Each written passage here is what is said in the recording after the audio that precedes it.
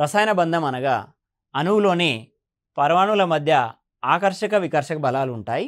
అయినప్పటికీ కేవలం ఆకర్షక బలాలను మాత్రమే మనము రసాయన బంధంగా పరిగణిస్తాం. అంటే అణువు అనేటువంటిది రెండు పరమాణువుల కలయిక కారణంగా ఏర్పడుతుంది. పరమాణువుల లోపల మధ్య భాగంలో కేంద్రకం అనేటువంటిది ఉంటుంది. కేంద్రకం చుట్టూ ఎలక్ట్రాన్లు వృత్తాకార కక్షల్లో పరిభ్రమిస్తూ ఉంటాయి.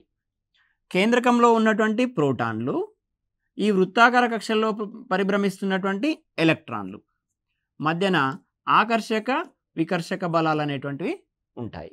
అంటే ఇది ఒక ఎక్స్ అనేటువంటి పరమాణువు అనుకుంటే, ఇది ఇంకొక వై అనేటువంటి పరమాణువు అనుకున్నట్లయితే, ఈ వై పరమాణువులో ఉన్నటువంటి ప్రోటాన్లకి ఎక్స్ పరమాణువులో ఉన్నటువంటి ఎలక్ట్రాన్లకి మధ్యన ఆకర్షక బలాలు అనేటువంటివి ఉంటాయి.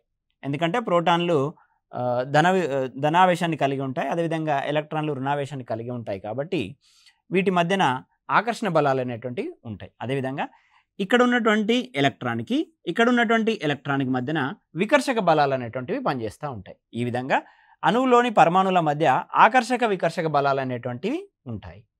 ఎప్పుడైతే ఈ వికర్షక బలాల పరిమాణం కన్నా ఆకర్షక బలాల పరిమాణం అనగా ఈ వై పరమాణువులో ఉన్నటువంటి ప్రోటాన్లకి ఎక్స్ పరమాణువులో ఉన్నటువంటి ఎలక్ట్రాన్లకి మధ్యలో ఉండేటువంటి ఆకర్షక బలాలు, అదేవిధంగా ఎక్స్ పరమాణువులో ఉన్నటువంటి కేంద్రకంలో భాగంగా ఉన్నటువంటి ప్రోటాన్లకి మరియు వై పరమాణువులో ఉన్నటువంటి ఎలక్ట్రాన్లకి మధ్యలో జరిగేటువంటి ఆకర్షక బలాలు.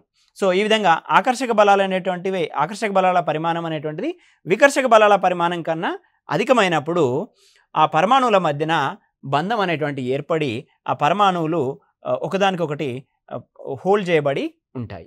ఈ విధంగా హోల్డ్ చేయబడి ఉండడాన్నే మనము రసాయన బంధంగా పేర్కొంటాం. సో ఈ విధంగా అణువులోని పరమాణువుల మధ్య ఉండే ఆకర్షక బలాలనే రసాయన బంధంగా పేర్కొంటాం.